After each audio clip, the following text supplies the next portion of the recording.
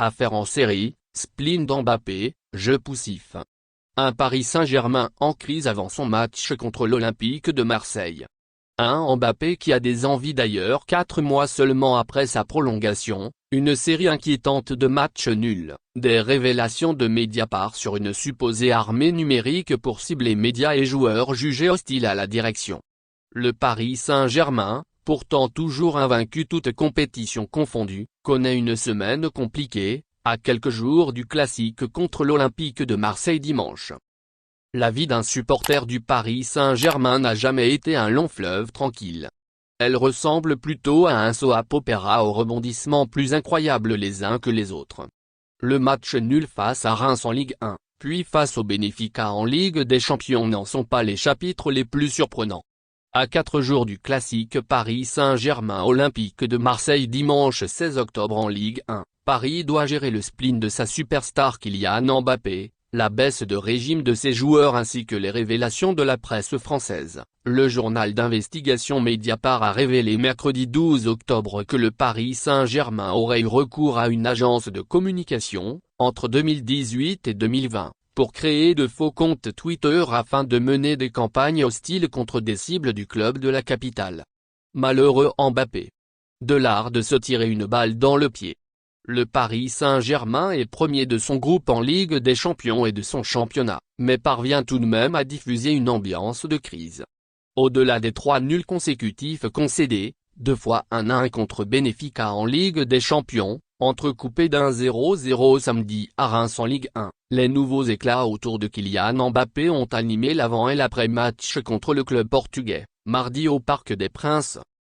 La rumeur d'un possible départ de la star, prolongée en grande pompe jusqu'en 2025 en mai dernier, a été fermement démentie par le conseiller sportif, Luis Campos. Mais cette rumeur a, de sources concordantes, été lancée par l'entourage d'Mbappé lui-même, pour mettre un peu de pression au Paris Saint-Germain, car le numéro 7 se sent trahi par sa direction, qui n'aurait pas tenu ses promesses, notamment celle de recruter un grand avant-centre, partenaire idéal selon lui.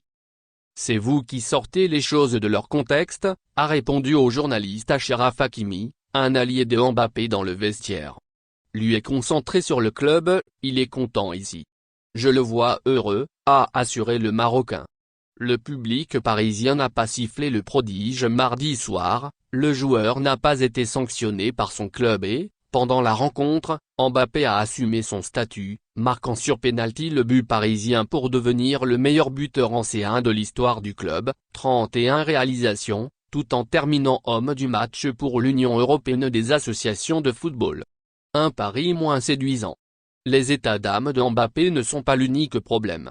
Avec seulement 2 buts marqués en 3 matchs nuls, le Paris Saint-Germain a nettement ralenti. On est moins clinquant, moins brillant, moins dangereux, admet Christophe Galtier, qui ne pense pas que ce soit un coup de moins bien physique. En début de saison, on allait beaucoup plus vite, avec beaucoup plus de jeu dans la verticalité une fois qu'on avait créé les décalages, ajoute l'entraîneur. Neymar, éblouissant depuis août, marque un peu le pas. Contre Benfica, il s'est perdu dans des dribbles réussis, mais latéraux, ou un coup du sombrero splendide, mais dans le rond central. En outre, les affaires gâtent aussi le Brésilien, son procès pour corruption et escroquerie s'ouvre lundi à Barcelone, à un mois du mondial au Qatar, 20 novembre-18 décembre. L'histoire dure depuis 2016, l'agence brésilienne qui gérait partiellement les droits d'image du joueur, dit, s'estimant lésée dans le transfert de Ned Santos à Barcelone 3 ans plus tôt. Spleen d'Mbappé, fléchissement de Neymar. La fameuse MNM est aussi touchée par l'absence de Lionel Messi, blessé au mollet, qui devrait très probablement revenir pour affronter Marseille, rassure Galtier. Une armée de trolls au service du Paris Saint-Germain ? Au cours d'une longue journée de mercredi, les nuages ont continué à s'accumuler dans le ciel du Paris Saint-Germain. Mediapart a révélé que le club avait chargé une agence de communication, entre 2018 et 2020, de créer de faux comptes Twitter pour mener des campagnes hostiles contre des cibles du club de la capitale.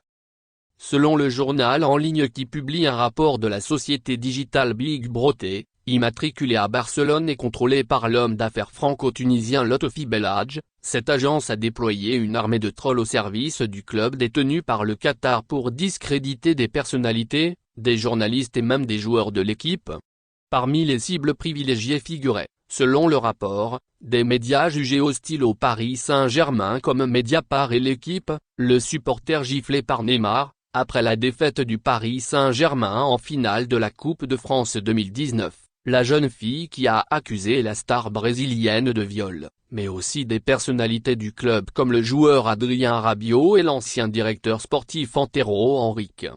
Mediapart indique que la star parisienne Kylian Mbappé a également été égratignée. Selon le rapport de DBB consulté par Mediapart, qui fait le bilan de son activité pour le compte du Paris Saint-Germain pour la saison 2018-2019, l'armée numérique au service du club de la capitale était supervisée par le service communication du Paris Saint-Germain, dirigé à l'époque par Jean-Martial Ribes. Ce dernier a quitté le club en mai dernier pour le service de communication d'une filiale du géant du luxe. Contacté par l'AFP, le Paris Saint-Germain a démenti fermement les allégations de Mediapart.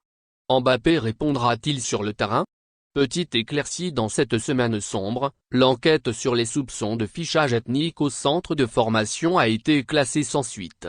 C'est dans cette ambiance morose et tendue que le Paris Saint-Germain prépare un des grands rendez-vous de l'année, la réception de l'Olympique de Marseille dimanche, 20h45. Très attendu par ses supporters qui entonnent à chaque fin de match des chants anti-marseillais depuis 15 jours.